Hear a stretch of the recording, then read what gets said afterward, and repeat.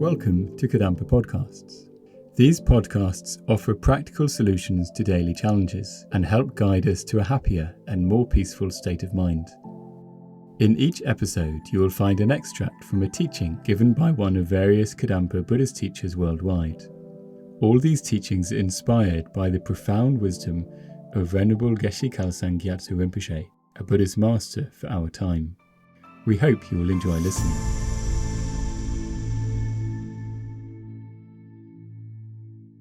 The real purpose of meditation is to make our mind calm and peaceful, which is very important for everyone, actually, because when our mind is peaceful, we are free from worries, unhappiness, mental discomfort, and therefore we have the opportunity to experience real happiness.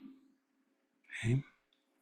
But if our mind is not peaceful, for example, if it is negative or restless or frustrated, then we will not be happy even if we are living in the very best conditions. Okay? We can understand this through our own experience and seeing the example of others, how this is true. So therefore, if we train in meditation regularly, what will happen? Only good things. In particular, our mind will become more and more peaceful. And as a result, we will experience a more stable, long-lasting, pure form of happiness. Until eventually, we are happy all the time. This isn't just Buddhist fantasy. This is our real potential of our mind. We have the potential to remain completely content with a sense of well-being, even in the most difficult situations, if we train our mind in the internal causes of peace and happiness. This is definitely possible. And when we have some experience of this, we develop a special wisdom that knows through our own experience that the real cause of how we feel, whether we feel good or whether we feel bad, is necessarily something inside our own mind, not something outside of ourselves. We have this wisdom through our own experience, and therefore we understand that instead of putting so much energy into always trying to change the external conditions of our life in our pursuit of happiness and satisfaction, we understand very clearly that all we really need to do is change our mind from unpeaceful to peaceful, like maybe we just did in 10 minutes. So our mind, probably everyone here, each one of us, our minds became more peaceful in 10 minutes. If we can do that in 10 minutes, what would happen if we trained our mind regularly this way? How much peace is possible within our own mind? Maybe right now beyond our imagination. But finally, an inner peace that is so profound.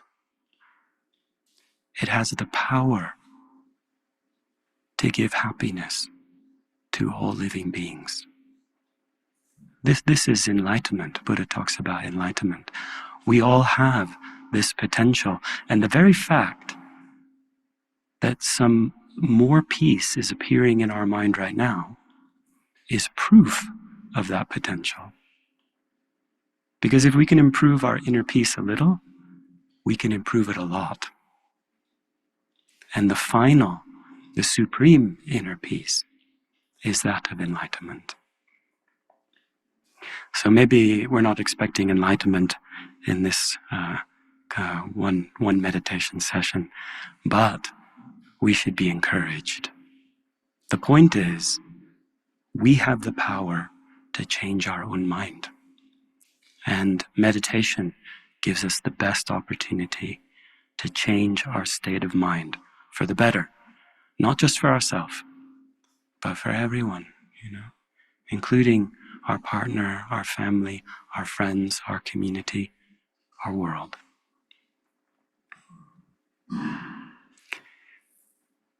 So I'm about to read to you from my teacher's book. His portrait's behind me. His name is Venerable Geshe Kelsang Gyatso Rinpoche. And I'm going to read from his book, this one, called The New 8 Steps to Happiness, the Buddhist Way of Loving Kindness. So Venerable Geshe, he is a fully accomplished meditation master, an international teacher of Buddhism, the founder of this center, retreat center, and hundreds of others, thousands of groups around the world. He dedicated the last about 45 years of his life to introducing modern Buddhism into our contemporary society, meaning bringing Buddha's ancient wisdom to modern people and present it in a way that we can understand and practice and that fits with our modern way of life. He's done this in many ways, but one of the most important was writing 23 extraordinary books that reveal step by step the entire Buddhist path to enlightenment. But you don't need to be Buddhist to benefit from these teachings. Like today, I'm going to say so many things, okay? But you just take what you need. If you hear something you think that makes a lot of sense, and it would be helpful to me and others if I practiced in that way or thought in that way, then you can take that, So in reality, these teachings are for everyone, to help them to develop and maintain peaceful mind, to solve their own and others' problems, and finally to make themselves and others happy.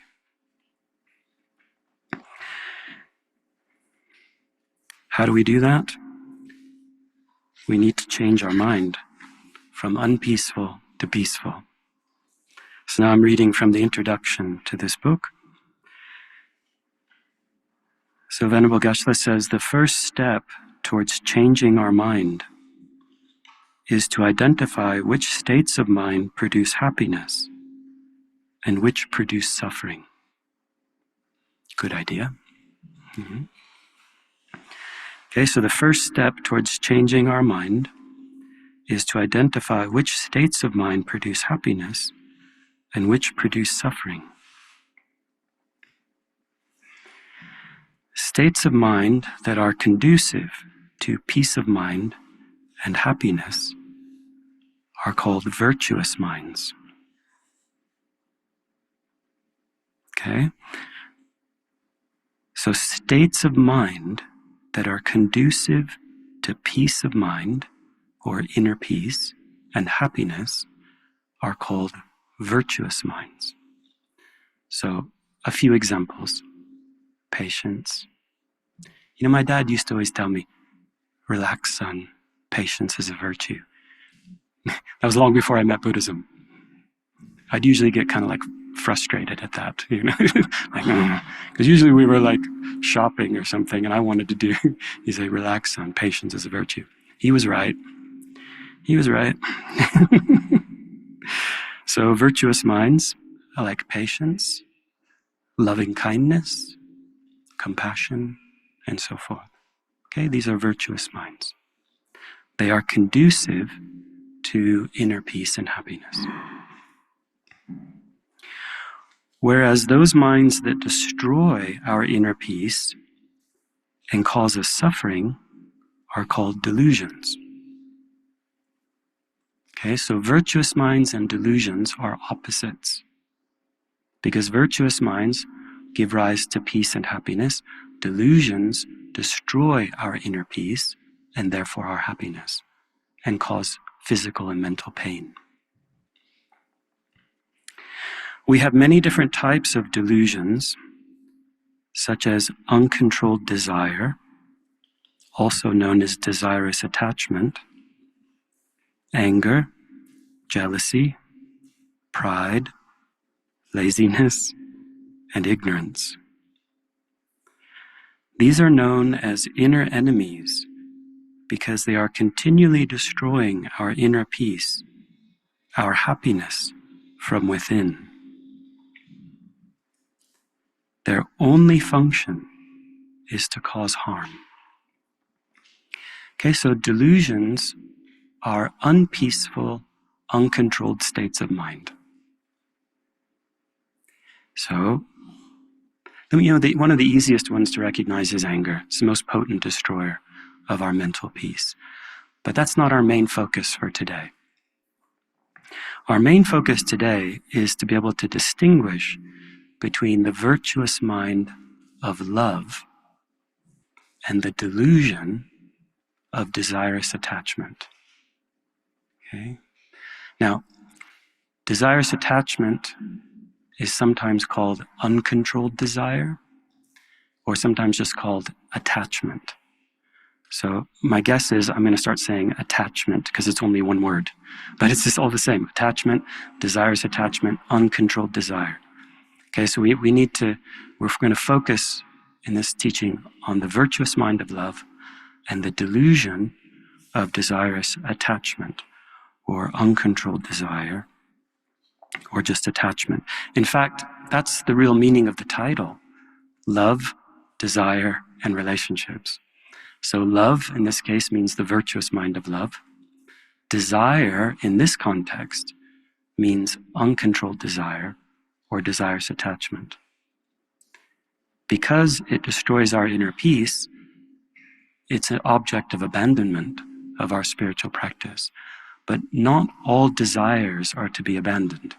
Sometimes people have this misunderstanding about Buddhism, is that it's about abandoning all desire. No, it's only about abandoning those desires that destroy our inner peace, the source of our happiness. There are many desires that we need, practically speaking. Like the desire to eat and drink, that's helpful. We wouldn't live long without that. But also the desire to improve ourselves spiritually, the desire to help others, to protect them from suffering. These are all appropriate, very beneficial desires. Okay? So in this context, love, desire specifically means desirous attachment. Relationships. For the purpose of this talk, the examples I'm using are couples. Okay? However, please understand that whatever advice is being given, even though the examples are couples, this advice you can apply to any relationship, family, friends, neighbors, and so forth. Okay?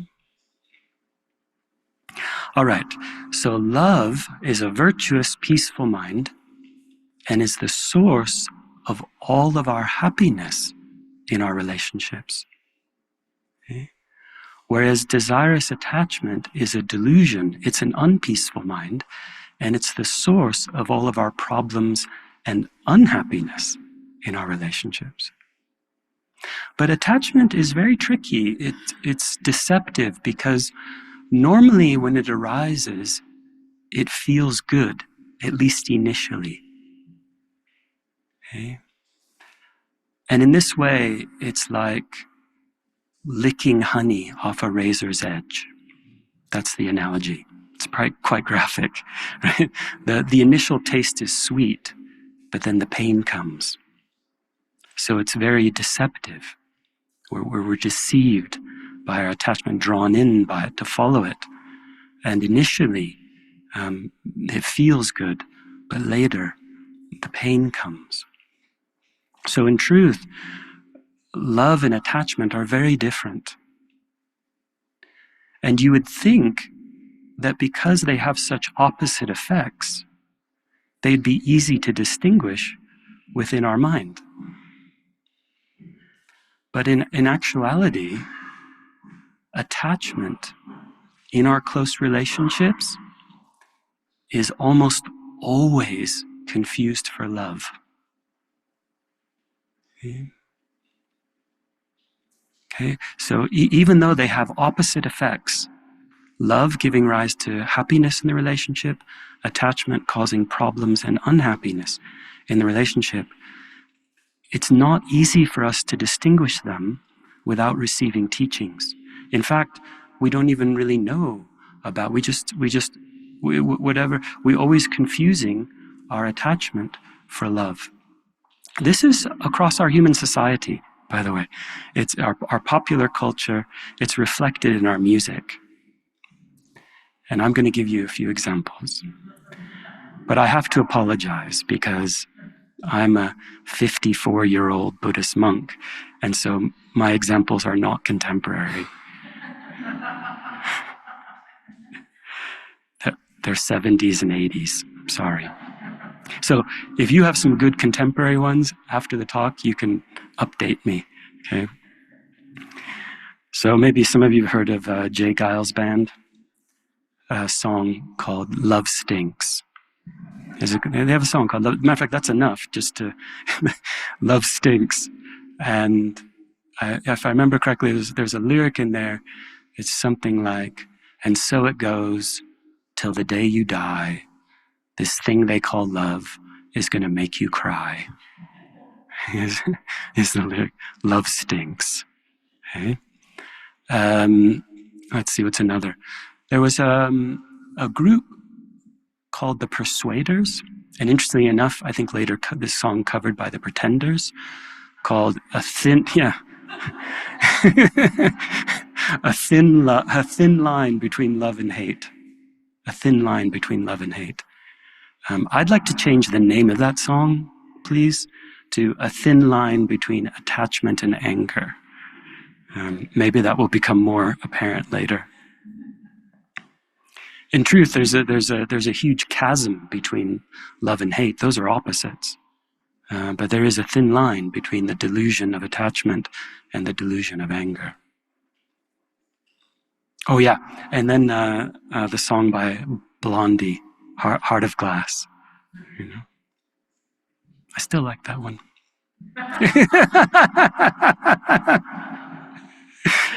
And there's a lyric in there that love is so confusing, there's no peace of mind. Boy, we get it wrong. Because when those songs come on and it like relates to our experience, we're just singing that with all our heart. Love is so confusing, there's no peace of mind. So right. Nope. So wrong. See, it shows it's so important that we learn to distinguish between the virtuous mind of love and the painful mind of attachment. If we don't, we will always be confused about the real nature of love. And then as a result, there will always be some hesitation with developing it. If you feel inspired by this podcast, then dive deeper into timeless wisdom of modern Kadampa Buddhism by following the link in the episode description. We look forward to reconnecting with you in the next episode of Kadampa Podcasts.